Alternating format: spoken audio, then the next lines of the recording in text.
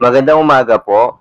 Narito na po ang magiging lagay ng panahon ngayong araw ng Linggo, July 7, 2024.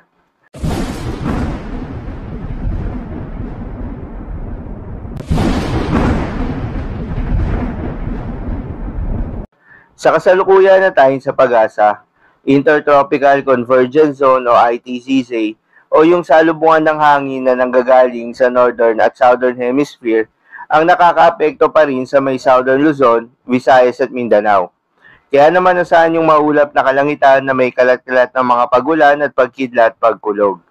Habang easterlies naman o yung mainit na hangin galing sa karagatang Pasipiko ang nakakaapekto sa nalalabing bahagi ng ating bansa.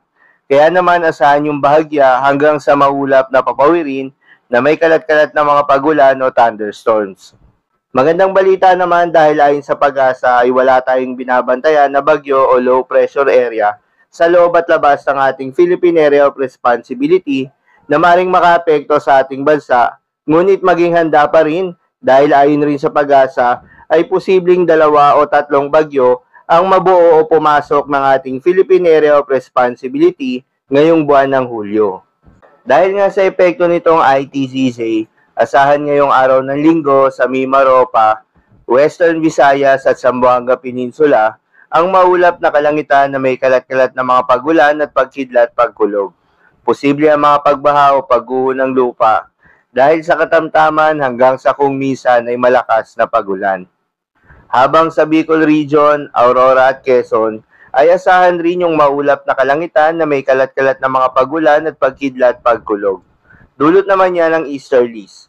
Posible rin ang mga pagbaha o pagguho ng lupa dahil sa katamtaman hanggang sa kung minsan ay malakas na pagulan. Habang sa Metro Manila at nalalabing bahagi ng Luzon, asahan naman yung bahagyang maulap hanggang sa maulap na papawirin na may kalat-kalat na mga pagulan o pagkidlat pagkulog. Dulot naman yan ng easterlies. Posible ang mga pagbaha o pagguho ng lupa during severe thunderstorms.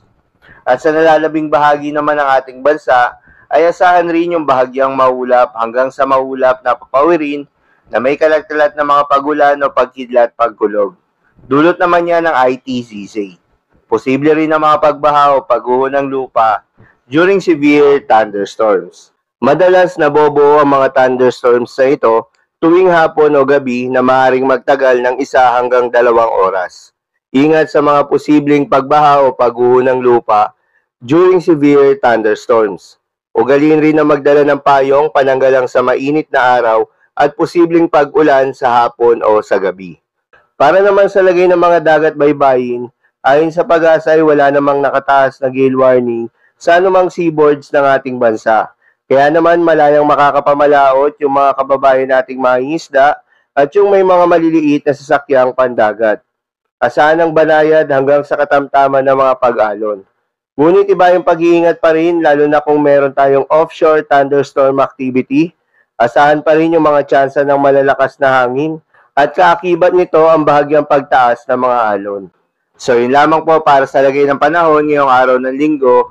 Keep safe everyone.